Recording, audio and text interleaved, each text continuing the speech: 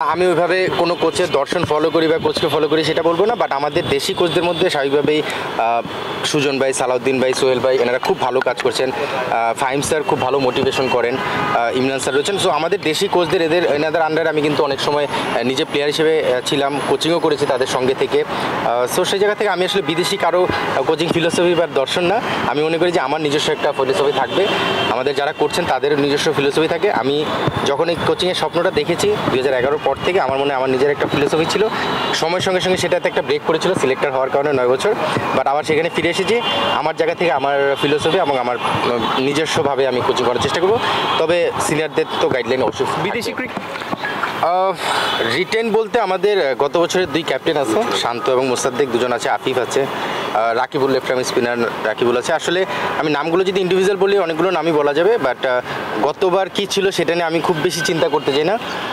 আমি স্বাভাবিকভাবেই আসার পরে ম্যানেজমেন্টের সঙ্গে বসেছি, ক্যাপ্টেনদের সঙ্গে বসে তারপরে একটা টিম দাঁড় করানোর চেষ্টা করেছি। নতুন কিছু প্লেয়ারও আছে, যে পারভেজ ইমন, মোহাম্মদ মিথুন, তার সঙ্গে নাহিদ রানা আছে, রিপন মণ্ডল, মৃত্যুঞ্জয়, মাহফুজ রাব্বি আপকামিং প্লেয়ার। এইভাবে করে ন্যাশনাল টিম বলবো না আমি, স্বাভাবিকভাবে এবার বাজেটের একটা ইস্যু ছিল, বাট তারপর চেষ্টা করেছি আমাদের কম্বিনেশনটা সাজানোর জন্য কীভাবে দাঁড় করানো যায়। হয়তো হেভি প্লেয়ারের নাম কিছু রয়েছে, বাট আমাদের মিক্সিংটা রয়েছে, এবং আমরা যখন বেস্ট 11টা করবো সেভাবে বেস্ট কম্বিনেশনটা দাঁড় করানোর চেষ্টা করেছি। সোফার আলহামদুলিল্লাহ ভালো অবস্থায় আছে। বিদেশি ক্রিকেটার থাকলে কম্পিটিটিভ হতো কিনা জানি না, তবে এটা আমি শিওর বিদেশি ক্রিকেটার থাকলে আমাদের অনেক প্লেয়াররা না নিজেদের পারফর্ম করার সুযোগটা পায় না। আমাদের কিন্তু এখন বিদেশি যেই মানের প্লেয়ার আসতো, আমি গত কয়েক বছর দেখেছি, সেই মানের প্লেয়ারের চেয়ে আমাদের দেশি প্লেয়াররা কোয়ালিটি আসলে খারাপ না। এবং এবার কিন্তু আপনারা দেখবেন আমাদের ম্যাক্সিমাম ন্যাশনাল টিমের প্লেয়াররা কিন্তু অ্যাভেলেবেল থাকবে পুরো লিগ জুড়ে ম্যাক্সিমাম সময়টুকু। সেই জায়গা থেকে আমাদের দেশি কোয়ালিটি প্লেয়ার যারা রয়েছে তারাও যদি নিজেদের খেলাটা খেলতে পারে, বিদেশি প্লেয়ারের ওই গ্যাপটা আমি খুব বেশি ফিল করবো না আমার বিশ্বাস।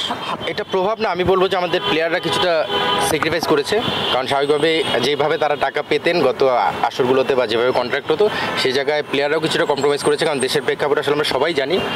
সেখান থেকে আর্থিক ব্যাপারটা এবার বিপিএলেও আমরা দেখেছি সিনিয়র প্লেয়াররা প্রেসিডেন্টের সঙ্গে ফারুকের সঙ্গে মিলে একটা প্ল্যান করেছিল, ঠিক একইভাবে প্রিমিয়ার লিগেও ক্লাবগুলো এবং প্লেয়াররা সবাই যার থেকে একটা সমঝোতার মাধ্যমে কিন্তু আন্ডারস্ট্যান্ডিংয়ের মাধ্যমেই টিমগুলো গঠন হচ্ছে।